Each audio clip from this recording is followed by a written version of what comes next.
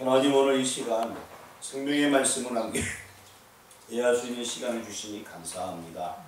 말씀이 살아 역사하며 내 마음을 찌르고 이 말씀을 통하여서 하나님의 은혜를 더 깊이 묵상하며 하나님 자녀로 살아가는데 부족함 없도록 우리 인생을 인도하여 주옵소서. 예수 그리스도의 이름으로 기도합니다. 아멘. 오늘 주제는 나는 너희의 하나님이라 라는 주제를 정해봤습니다. 41절 말씀에 나는 여호와 너희의 하나님이라 라는 말씀이 있어서 나는 너희의 하나님이라 라는 주제를 골랐습니다. 그렇습니다. 하나님께서는 우리의 하나님입니다. 그런데 사람들은 생각할 때 자기 스스로 잘나서 이뻐서 구원받았다라고 착각하는 성도들이 있습니다. 하지만 그렇지 않습니다. 하나님께서 여러분을 특정하여 불러주시어서 하나님의 자녀로 삼아주셨습니다. 15장의 내용은 약속의 땅에 들어가서 행할 여러가지 제사제도가 있습니다. 지금 우리가 쭉 읽었듯이 제사제도에 대해서 설명을 하고 있습니다. 그리고 또 얼른 보면은 14장, 우리가 읽었던 14장과 연관이 안 되는 말씀같이 여겨질 수가 있습니다. 정탐꾼을 파송해서 갔다 오는 그 내용들이 있는데 그 내용하고는 좀 맞지 아니하는 것 같은 그러한 부분도 있습니다. 그러나 그렇지 않습니다. 본장은 꼭 있어야 할 자리에 정확하게 놓여 있는 것입니다. 왜냐하면 두 반역 사건이 나오게 되는데 14장에는 10명의 정탐꾼들이 부정적인 이야기를 하는 그런 내용이 나와 있습니다. 그래서 10명의 족장들이 하나님을 대항하고 심지어 모세와 아론에게 돌을 던지는 그런 내용이 나와 있습니다. 16장은 고라의 일당의 이야기가 나와 있습니다.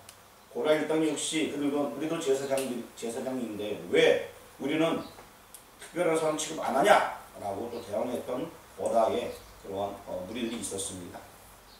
그 사이에 지금 15장이 놓여져 있는 것입니다. 14장과 16장은 하나님께 대항하고 반항하는 그런 내용들입니다. 반역은 인간이 행한 일인 것입니다. 그 결과 인간이 행한 일은 멸망, 절망밖에 없습니다. 그런데 오늘 15장에서는 하나님이 해주신 일에 대해서 설명을 해주고 있습니다. 하나님이 그럼 우리 인생들에게 어떻게 해주셨는가 그 부분에 대해서 말씀을 하고 있습니다. 번제, 속죄제 등 제사를 드리려 하시니 사람이 행한 일로 여기고 사람들이 있습니다. 왜? 번제는 당연히 사람들이 드려야 되니까 우리가 한다라고 생각합니다. 하지만 그 번제의 그 근원, 실상은 하나님께서 행해 주실 세상죄를 지고 하나님의 어린 양, 그 모습, 그것을 우리에게 보여주고 있는 것입니다. 그래서 하나님의 어린 양에 대한 그림자였습니다. 구약시대의 제사제도는 물론 사람들이 그 제사제도를 행하지만 결국에 그 근본적인 일은 하나님께서 해주실 일 것입니다. 아무리 우리가 어린 양에게 죄를 전가한다 할지라도 그 죄를 씻어주시는 분은 예수님이신 것입니다.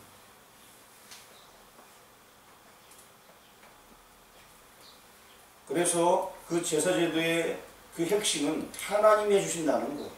우리는 그 사실을 믿고 그 행위를 행하기만 하면 근원적으로 그 모든 죄를 하나님께서 씻어주신다는 것입니다. 그래서 하나님의 어린 양에 대한 그림자라는 것입니다. 다시 말씀드리면 반역에 대한 해결 방안, 그것이 바로 제사제도라는 것입니다.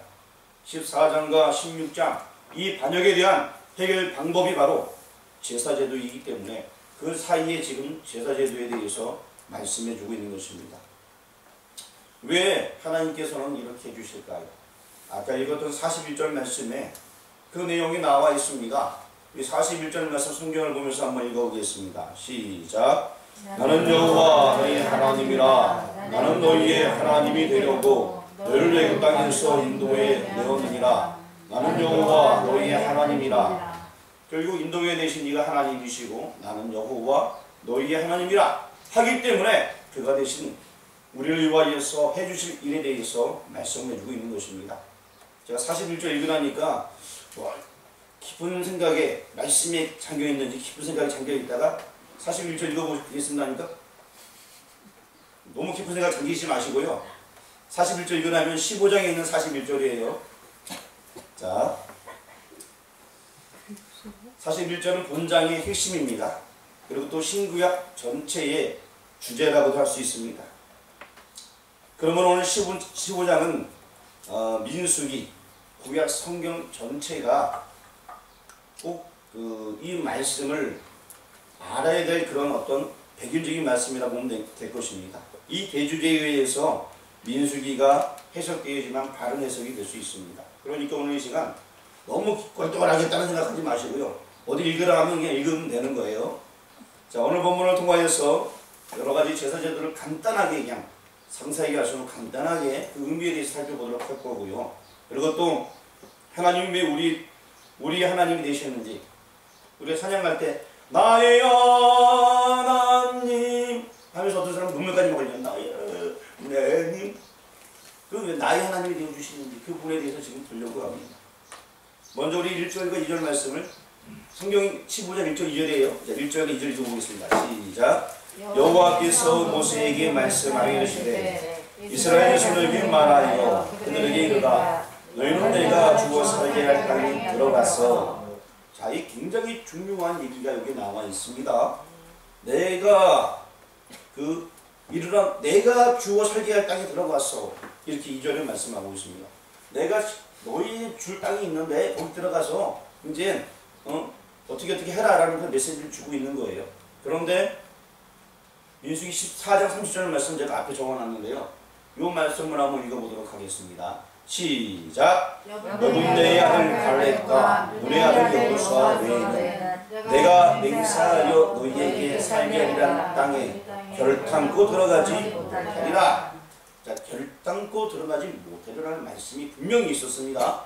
그리고 나서 15장 2절에서는 거기 들어가서 살게 하겠다라고 말씀하고 있는 거예요. 14장 30절에는 결단코 누구누구 외에는 못 들어간다. 15장 가서는 거기 들어가 살 거다 라고 얘기하고 있는 것입니다. 자, 이 부분이 바로 굉장히 중요한 부분이에요. 물론 20세 이상은 광야에서 다 먹다가 다 죽었어요. 이제 먹고 사는 셈이 되었습니다. 하지만 하나님의 은혜로 말미암아서 그 이후에 많은 백성들이 들어갈 수 있게 되었습니다. 이것은 무엇이냐면은 우리 인간은 근원적으로 그 나라에 갈 수 있는 어떠한 능력과 권위가 없어요. 그래서 사람들은 생각할 때에 내가 바르게 살면 하늘나라 간다, 선을 행하면 하늘나라 간다 라고 생각하고 있지만 그것이 아니라 예수님 아니고서는 하늘나라 갈 수 없다는 것입니다. 지금 이 15장에 있는 제사제도로 말미암아서 죄의 문제가 해결됨으로 말미암아서 하늘나라 갈 수 있다는 것입니다. 어느 누구도 죄의 문제를 해결할 사람이 없었습니다. 그래서 여러분 잘 아는 석가모니 같은 경우도 자기 죄의 문제를 해결하지 못해서 늘 고민했습니다. 사람이 죽으면 어떻게 될까? 생로병사에 대해서 엄청나게 고민합니다. 그리고 또 그 고민하는 아들을 향해서 아버지는 그에게 권위를 줘봅니다. 이것저것 다 줘보지만 석가는 결국에는 그 권위를 아무리 받아도 자기의 고민을 헤어나올 수가 없었습니다. 제자들이 묻습니다. 사람이 죽으면 어떻게 됩니까? 석가가 얘기합니다. 나도 내가 죽으면 어떻게 되는지 모르는데 네가 죽으면 어떻게 되는지 내가 어떻게 아냐? 라고 하면서 영생에 대해서는 알지 못하고 결국 그는 죽었습니다. 그렇습니다.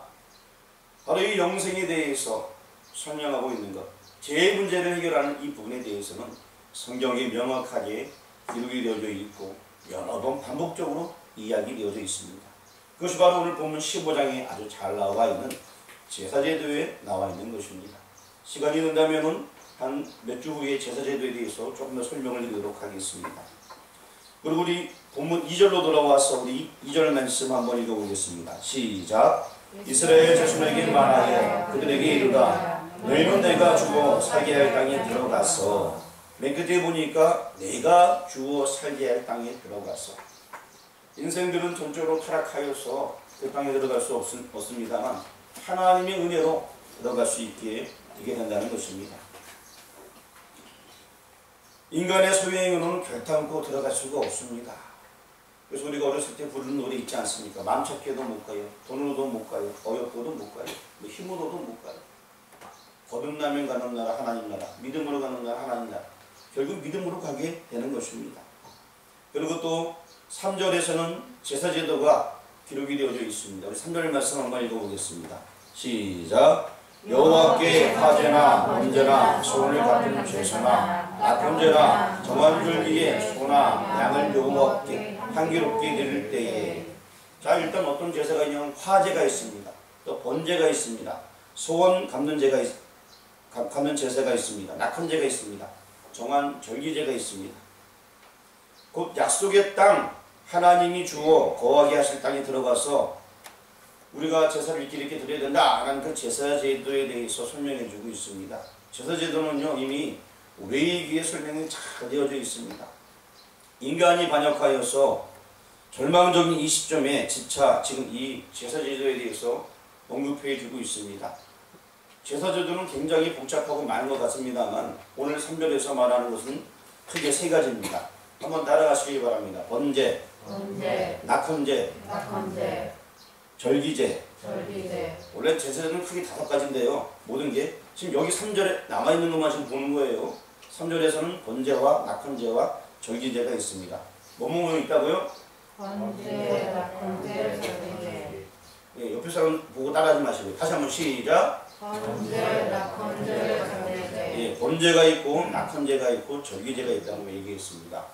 자, 이것이 기본적인 것입니다. 그 외에 소제, 전제, 4절에는 소제, 5절에는 전제, 10절에는 화제, 19절에는 거제.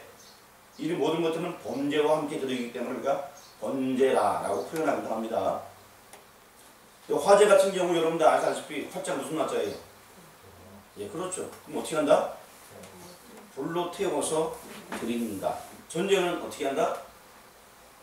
전제. 거기에다가 뭘 섞는 거예요?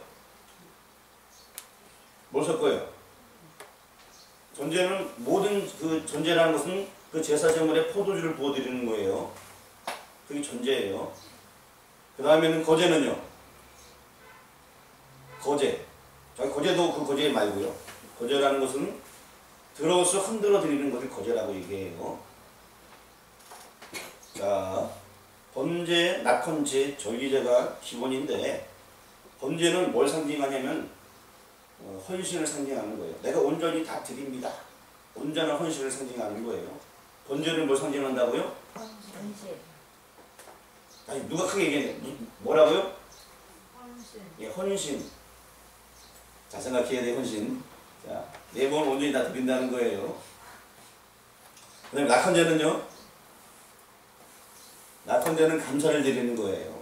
하나님의 은혜에 대해서 감사하는 거예요. 그 하나님의 은혜에 대해서 감사한다니까 어떤 사람은 어쩌다가 내가 잘 돼서 은혜를 받았기 때문에 감사한다. 그리고 사업이 잘 돼서 그 감사도 포함되지만 이 낙헌제라는 것은 그런 감사뿐만 아니라 내가 하나님의 은혜를 받아서 이 땅에 살아가는 그 자체를 감사하는 거예요. 그래서 모든 생활에 감사하는 게 낙헌제예요. 진정한 감사. 하나님의 은혜를 받은 자가 누리는 감사. 절기제는 여러분 알다시피 유대인의 3대 절기가 있죠. 유월절, 오순절, 초막절 이런 절기제가 바로 이제 이 3대 절기를 얘기하고 있습니다. 하나님의 은총, 구속의 은총을 잊지 않고 실체가 오기까지 대망하는 의미가 있습니다. 절기제는 그래서 앞으로 올 메시아를 대망하는 이 절기제의 모든 부분들은 메시아가 초점이 있습니다. 여기에서 주목할 단어가 있습니다. 제가 읽으라는 전설을 한번 속으로 한번 읽어보면서 여러분 거기에 어떠한 단어가 계속 나오는데 뭐가 나오는지 한번 찾아보시길 바랍니다. 3절, 7절, 10절, 13절, 14절. 먼저 3절을 눈으로 쫙 읽어보세요. 거기 7절을 읽어보시고 한번 2절을 보면서 뭔가 눈에 띄는 단어가 있어요. 같이 나와봐. 그 다음에 10절. 거기도 뭔가 똑같은 게 또 있어요. 13절, 14절. 눈치 빠른 분 벌써 찾았을 거예요. 공통적으로 무슨 단어가 들어있습니까? 예? 예, 그래요. 향기로운, 향기롭게 이런 용어가 들어있죠, 그렇죠? 안 들어있어요? 예, 들어있죠. 예. 여러분 직접 눈을 봤습니다. 지금 3절, 7절, 10절, 13절, 15절에 언급이 되어져 있습니다. 향기로운, 향기롭게. 번제는 헌신을 얘기하고 있습니다. 그래서 온전히 내 자신 하나님께 드릴 때 드리는데 정말 향기로운 제사를 드리는 것입니다. 그리고 또 낙헌제는 감사를 드리게 되는데, 그래서 이 감사 역시 모든 것에 대해서 감사하는 거예요. 내가 이 땅에 태어나게 한 것도 감사하고, 살아가게 하심도 감사하고, 그리고 신앙생활 하게 하심도 감사하고, 예배에 참석함도 감사하고, 이 모든 걸 감사하는, 그래서 헌신과 감사는 향기로운 제사라는 거예요. 그래서 향기롭게 돼요. 향기롭게. 온전히 하나님 위해서 내 몸을 헌신하는 거 향기롭게 드리는 거예요. 하지 못해서 억지로 하는 것이 아니라 기쁨과 향기롭게 그 제사를 드린다는 것입니다. 그리고 이제 다음에 시간이 되면 말씀드릴 텐데, 속죄제는 향기롭게라는 말이 없습니다. 네, 그리고 또 주목해야 될 말씀이 있습니다. 우리 14절과 15절, 16절 거기에도 동일한 단어가 들어있어요. 14, 15, 16절 한번 찾아보시길 바랍니다.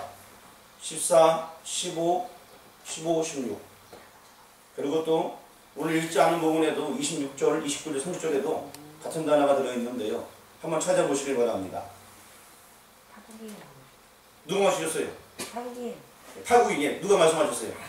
네, 말씀하신 분에게 이따만한 상품이 있을 수도 있고 없을 수도 있어요. 없는 경우가 대부분인데, 자, 여기 타국인이라는 용어를 정확하게 맞추셨어요. 그렇습니다. 이 타국이라는 용어 굉장히 중요한 것입니다. 오늘 요거 하나로 설명하면 거의 오늘 말씀 끝이에요. 다른 거 다 몰라도 돼요. 타국인 요것만 아시면 됩니다. 모든 제사, 제사는 향기롭게, 즉 오늘 드려진 예배도 향기롭게 기쁜 마음으로 예배를 드리면 된다. 그리고 또 한 가지는 타국인이 설명할 텐데, 요 부분에 대해서 정확하게 맞추신 분들은 또 오늘 충만한 은혜가 넘쳐나기를 원합니다. 사실 이는 당시로서 엄청나게 혁명적인 말씀이에요. 이스라엘 사람들이 이 말씀을 어쩌면 싫어했을 법합니다. 왜냐? 이방인들은 어떻게 취급했어요? 사람도 아닌 동물 취급하는 사람들한테 지금 타국이라는 용어를 쓰게 된 거예요. 굉장한 용어거든요, 이게요. 타국인들은 사람처럼 취급 안 했어요, 이스라엘 백성들은 원래. 그런데 이 타국인에게도 같은 법도 같은 규례라 라고 16절에 말씀하고 있어요. 16절 한번 읽어보겠습니다. 시작. 너희에게나 너희 중에 거류하는 타국인에게나 같은 법도 같은 규례니라. 타국인에게도 같은 법도 같은 규례라. 이거 굉장히 중요합니다. 이 당시 이스라엘 사람, 즉 유대인들은 이거 굉장히 힘든 구절이에요. 우리는 아무렇지도 않게, 우리도 역시 타국인이니까 상관없지만, 이 당시에 유대인들은 자기네만이 택한 사람이고 아브라함의 후손으로 알고 있었는데, 타국인도 같은 규례, 같은 법도를 하니까 이게 뭔 얘기야? 그럴 수밖에 없는 그러한 상황인 것입니다. 같은 법도 같은 규례는 무슨 뜻인가? 바울은 이를 신약 성경에서 해석을 해주고 있습니다. 로마서 329절 말씀, 30절 말씀 앞에 적어놨는데, 29절부터 한번 읽어보겠습니다. 시작. 하나님은 다만 유대인의 하나님이시냐? 또한 이방인의 하나님은 아니시냐? 진실로 이방인의 하나님도 되시느니라. 자, 하나님께서는 모든 사람의 하나님이라는 얘기를 존재하고 있습니다. 그렇죠? 예수 믿지 않는 사람들의 하나님이기도 합니다. 그렇죠? 이 세상 모든 만물을 창조하셨기 때문에. 두 번째로 30절 말씀 읽어보겠습니다. 시작. 할례자도 믿음으로 말미암아, 또한 몰래자도 믿음으로 말미암아 의롭다 하실 하나님은 한 분이시니라.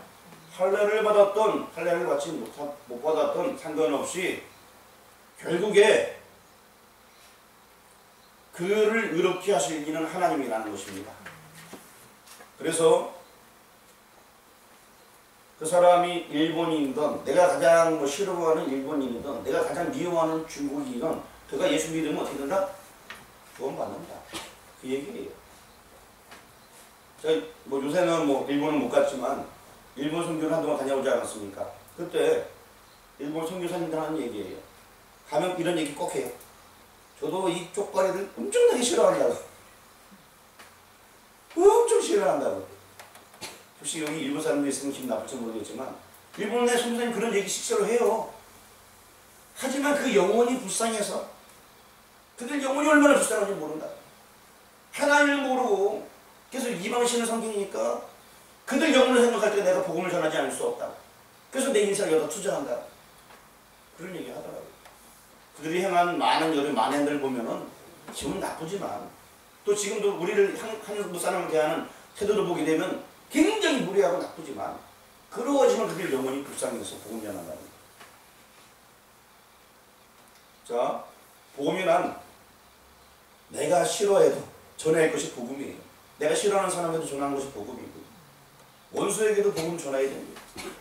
그 나라가 어느 나라든 간에 관계없이 그 영혼을 사랑하는 마음으로 다시 말을 바꿀게요. 쉽게 예수님 입장에서 나 같은 인간 때문에 죽으시고 싶겠어요? 예수님도 하나님의 아들이시에요. 죄가 없는 분이에요. 그런데 우리 인생을 위해서 대신 이 땅에 내려오셨어요. 하늘 보자 버리고 내려온 것 자체가 어마어마한 거예요. 왕궁을 떠나서 사람이 사는 운 자체가 이건 어마어마한 거예요. 그런데 이 떠나서 사람들 손에 잡히시고 능력 받으시고 죽으셨어요. 한번 따라 하시기 바랍니다. 나 하나 살리기 위해서. 나 하나 살리기 위해서. 예수님이 그렇게 하셨다는 거예요. 예, 그렇습니다. 사도 바울은 그걸 알았기 때문에 지금 로마서 3장 30절 말씀에 무엇을 할래자 상관없다. 믿음으로 구원받는다. 그 고백을 하게 되는 것입니다. 그가 누구든 간에 믿음으로. 할례자는 당연히 유대인들밖에 없잖아요. 무할례자는 이방 민족을 가리키는 거예요. 그 이방 민족 어느 나라를 할지라도 그들이 믿음으로 말미암아 구원을 얻게 된다라는 메시지를 주고 있는 것입니다. 구약시대에는 그림자로서 제사제도를 주어졌습니다. 민수기 15장에 제사제도가 나와 있는데 그림자로 주어졌습니다. 하지만 그 말씀에 이 제사제도 중에서 말씀하시는 바가 유대인이나 이방인이나 같은 법도 같은 규례라고 말씀하고 있습니다. 여기 모여있는 저나 여러분 다 타국인이에요. 하지만 같은 법도 같은 규례 때문에 구원 얻을 수 있게 된 것입니다. 우리도 구원 얻을 수 있다는 것입니다. 구약의 백성들은 앞으로 오실 메시아를 바라보면서 제사제도를 지켰습니다. 우리는 이미 오신 그리스도를 믿으면서 오늘도 산 제사를 드리고 있는 것입니다. 같은 법도 같은 규례. 유대인이나 이방인이나 우리는 모두 예수 그리스도의 구속의 은혜로 구원을 얻었다는 것입니다. 자, 우리 16절 말씀을 같이 한번 또 읽어보겠습니다. 시작. 너희에게나 너희 중에 거류하는 타국이나 같은 법도 같은 규례이니라. 이것 때문에 우리가 다 구원 얻게 되었습니다. 41절 말씀 읽어보겠습니다. 시작. 나는 여호와 너희의 하나님이라. 나는 너희의 하나님이 되려고 너희를 애굽 땅에서 인도해 내었느니라. 나는 여호와 너희의 하나님이니라. 그렇습니다. 하나님이 바로 그래서 우리의 하나님이 되게 되는 것입니다. 어느 민족이든 간에 같은 법도 같은 규례로 하나님 앞에 나올 수 있는 것이고 또한 하나님이 바로 우리의 하나님이 되는 것입니다. 예수를 믿는 우리는 하나님의 백성인 것입니다. 모세도 하나님의 백성이었습니다. 다윗도 하나님의 백성이었습니다. 베드로도 바울도 이제 여기 모인 여러분들도 모세와 같이 베드로와 같이 다윗과 같이 바울과 같은 그러한 믿음의 사람이 되게 된 것입니다. 그들과 같은 법도 같은 규례로 구원을 얻게 된다는 것입니다. 얼마나 큰 축복인 것입니다. 그렇다면 우리가 한 번 더 나가야 됩니다. 모세처럼 우리 같은 백성이에요. 그렇죠? 이제 하나님의 백성이에요. 아브라함처럼 하나님 같은 백성이에요. 아, 그래요? 안 그래요? 지금 같이 믿으면 다 같이 구원받잖아요. 자, 그러면 내가 아브라함처럼 믿음의 행동을 하는가 한번 생각해 보시는 시간이 되길 바랍니다. 자, 모세처럼 우리 같이 구원 얻었어요. 내가 모세처럼 온화한 사람인가? 내가 바울과 같이 구원 얻은 사람이에요. 내가 바울처럼 복음을 전하고 있는가? 내가 베드로와 같은 구원 얻은 사람이에요. 내가 베드로처럼 마지막까지 순교하면서 복음 전하는 사람이 될 것인가? 아, 너무 좋아하시는 분이 있네요. 아, 내가 그렇게 돼야지. 이렇게 생각하는 것 같아요. 오늘 말씀을 마치도록 하겠습니다. 같은 규례, 같은 법도입니다. 그렇다면 나 역시 똑같이 구원받게 될 것이고 성경에 나오는 위대한 인물들, 그 인물들의 삶이 이제 우리의 삶이 되기를 주의 이름으로 축원합니다. 기도하겠습니다. 같은 법도 같은 규례로 구원 얻게 됨을 찬양하며 감사드립니다. 이제 여기 모여있는 우리 모든 교우들 믿음의 성도들을 바라보면서 그와 같은 믿음 생활 해나갈 수 있도록 인도하여 주옵소서. 예수 그리스도의 이름으로 기도합니다. 아멘.